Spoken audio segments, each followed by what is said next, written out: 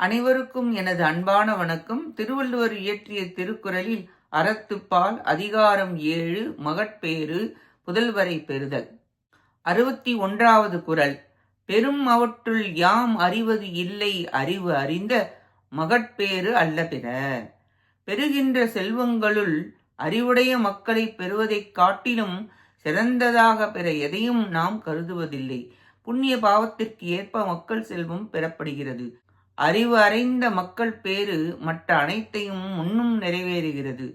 புண்ணியம் செய்ய வேண்டும். அறிவு அறிந்து அறிதற்கு அறிவு முன் தன்னோடு கொண்டு வருகிறது. முன்னறிவு உடைய பிள்ளை பிறந்தால் அதைவிட பெரிய பேறு ஒன்றுமில்லை. விதை இருந்தால் பயிர் தாவரம் வந்துவிடும். அன்பை விரிக்க வேண்டும்.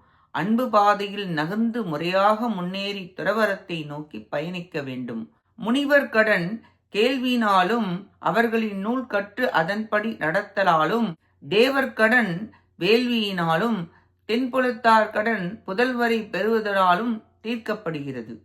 இதனால் புதல்வர் பேற்றினது சிறப்பு கூறப்பட்டது. நன்றி, வணக்கம்.